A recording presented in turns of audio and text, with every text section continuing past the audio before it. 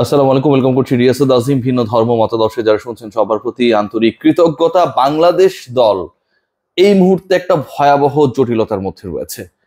Super ফোরে খেলা নিয়ে যে অনিশ্চয়তা তৈরি হয়েছিল সেই অনিশ্চয়তা কেটে গেছে।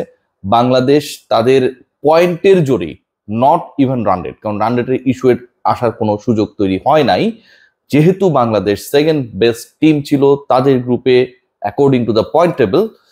সেভাবে টপ ফোরে যাওয়ার পরে প্রথম ম্যাচটা রাত পোহালেই এগেনস্ট শ্রীলঙ্কা বাংলাদেশের গ্রুপমেট ছিল এবং শ্রীলঙ্কার বিপক্ষে বাংলাদেশের পারফরমেন্স খুব একটা ভালো ছিল না। যে শ্রীলঙ্কার জয় নিয়ে 18 কোটি মানুষ মোটামুটি দোয়া ধরেছিল যে শ্রীলঙ্কা যেন আফগানিস্তানকে হারিয়ে দেয়, সুপার ফোরে বাংলাদেশের জায়গাটা যেন নিশ্চিত হয়, সেই 18 কোটি মানুষ এই মুহূর্তে পুরো পোল্টি মেরে দিয়েছে। পোল্টি মেরে সবাই এখন সিংহ ছেড়ে বাঘের লেজ ধরেছে। বাঘ জিতবে, বাংলাদেশ জিতবে, জিততে হবে। লক্ষ্য এশিয়া কাপের ফাইনাল পর্যন্ত যাওয়ার স্বপ্ন দেখা যায় কি না। শ্রীলঙ্কার এগেনস্টে নামার আগে বাংলাদেশের 11 নিয়ে টিম ম্যানেজমেন্ট ভয়াবহ জটিলতা, এবং সেই জটিলতা কতটা ডিফিকাল্ট টু সলভ এই মুহূর্তে আপনাদের সাথে পুরো ইনসাইড স্টোরিজ শেয়ার করছি।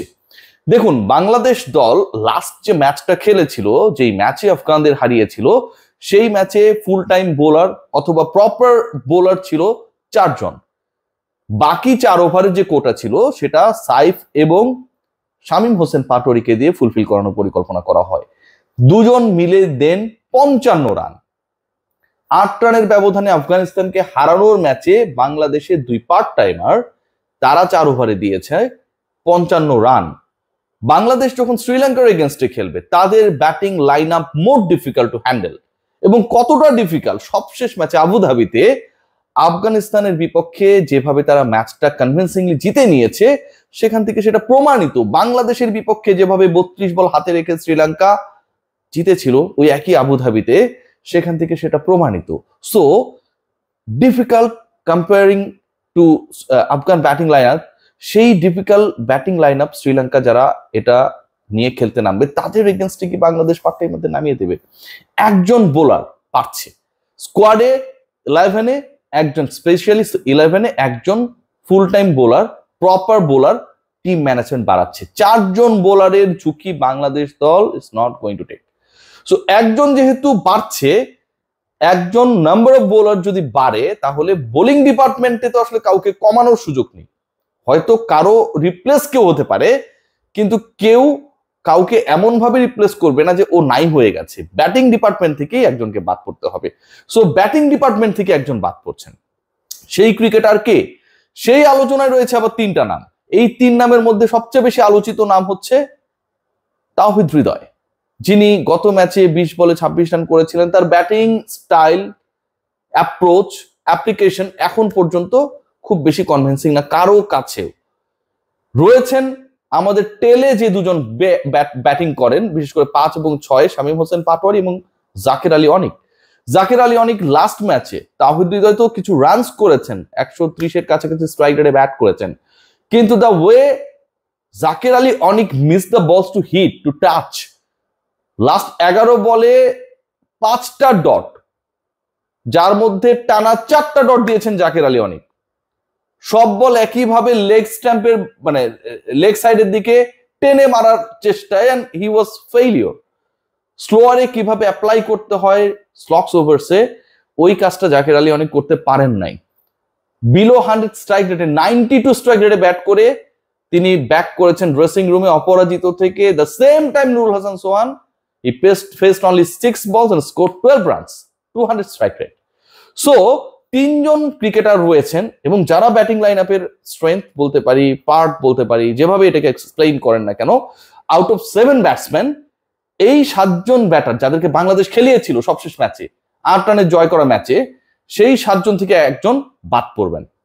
এখন সেই মানুষটাকে জাকির আলী অনিক, তাওহিদ হৃদয়, নাকি শামীম হোসেন পাটোয়ারি, সেই আলোচনাটা রয়েছে। এবং তার পরিবর্তে একজন বোলার বাংলাদেশ 11-এ ঢুকছেন, সেই বোলারটাকে, সেটাও কিন্তু একটা আলোচনার বিষয়। সেই আলোচনায় আমি যাচ্ছি, কে ঢুকতে যাচ্ছে, স্পিনার নাকি পেস বোলার নাকি অন্য কেউ, সাইফুদ্দিন, এই আলোচনা তো রয়েছে। তার আগে একটু ইন্টারেস্টিং আরেকটা ফ্যাক্ট আলোচনা করি। আপনারা জানেন যে লাস্ট যে ভিডিওটা আমি বানিয়েছিলাম সেখানটা আমি বলেছি যে আসলে we actually need Parvez Hossain Emon in opening, কেন তাকে প্রয়োজন? ওই এক্সপ্লোসিভ স্টার্টটার জন্য। পাওয়ার প্লেতে বাংলাদেশ যদি একটা দারুণ অ্যাপ্লাই করতে পারে, যদি দুই ওপেনারের একজন অ্যাটাক করতে পারে, সফল হতে পারে, then it could be easier for the other batters to accelerate.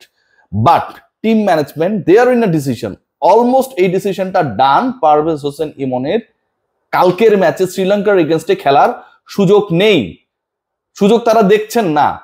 প্রথম কারণ যেটা, রিপ্লেস করবেন কাকে? যেহেতু আপনি একজন বোলার এক্সট্রা খেলাবেন, তার মানে আপনার একজন ব্যাটার এমনিতেই কমবে। এখন বাকি যে 6 জন রয়েছে, এই 6 জনের মধ্যে কাকে রিপ্লেস করে পারভেজ হোসেন ইমনকে খেলানো হবে? কোন জায়গা টিম ম্যানেজমেন্ট খুঁজে পাচ্ছে না। সাইফ হাসানকে খেলানো হবে। 28 বলে 30 রান করেছেন, ওপেনিং এ দারুণ একটা পার্টনারশিপে তার একটা রোল ছিল, বল হাতে বিফল হয়েছেন, কিন্তু তাকে খেলাতে চায়। পারভেজ হোসেন ইমনকে না খেলানোর যুক্তি আরো 2 জায়গা থেকে টিম ম্যানেজমেন্ট দেখাচ্ছে। ইন্টারনাল ইস্যুস গুলো আমি একদমই শিওর হয়ে আপনাদেরকে বলছি। আমি হয়তো এখন অনেক দূরে অবস্থান করছি, বাট জিনিসগুলো জেনে গেছি।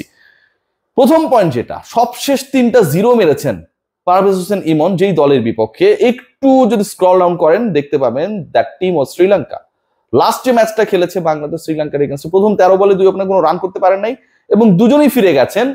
Parvez Hossain Emon also scored 0 following Tanzid Hasan Tamim. এর আগে যে 2টা ইনিংস তিনি খেলেছিলেন টি20তে এগেইনস্ট শ্রীলঙ্কা ইন শ্রীলঙ্কা, 2 ইনিংসেই তার রান 0 এবং 0। সো সবশেষ একই দলের বিপক্ষে 3 ইনিংসে, যেই লেটেস্ট 3টা ইনিংস তিনি খেলেছেন, 3টাতেই তিনি রান করতে ব্যর্থ হয়েছেন। সো তাকে কেন খেলানো হবে, এটা প্রশ্ন, টিম ম্যানেজমেন্টের ভেতর থেকেই প্রশ্ন। সেকেন্ড কোয়েশ্চেন যেটা, সেটা হচ্ছে দুজন বাঁহাতি ওপেনারকে খেলানোর থেকে righty lefty combination could be more better. Sri Lankan pace department, Tushara specially, he is very much effective against the lefties. So ওই জায়গা থেকে যদি রাইটি লেফটি কম্বিনেশন করা হয়, নাম্বার 3-তে আমরা লিটন কুমার দাসকে পাবো। নাম্বার 4-এ নুরুল হাসান সোহান যদি খেলেন, তাহলে ফ্রম দ্যাট পার্ট কিছুটা হলেও বাংলাদেশ দল লেফট আর্মার যারা, লেফট আর্ম পেসার যারা, তাদের এগেনস্টে, মানে যদি আমরা হিসাব করে দেখি যে আসলে বাংলাদেশের বাঁহাতি ব্যাটাররাই ওদের বাঁহাতিদের এগেনস্টে তুলনামূলকভাবে বেশি স্ট্রাগল করছে, সেই জায়গা থেকে একটু হলেও বেনিফিটেড হবার সুযোগ রয়েছে। দুজন ক্রিকেটারকে বাদ দেওয়ার কোনো সুযোগ নেই, কোনো আলোচনা নেই, কোনো সম্ভাবনা নেই। একজন হচ্ছে নুরুল হাসান সোহান। 11 আমি পেয়ে যাব বা একটা আইডিয়া পেয়ে যাব, নিশ্চয়ই কাল সকালে সেটা আপনাকে জানিয়ে দেব। Nurul Hasan Sohan is going to play the next match.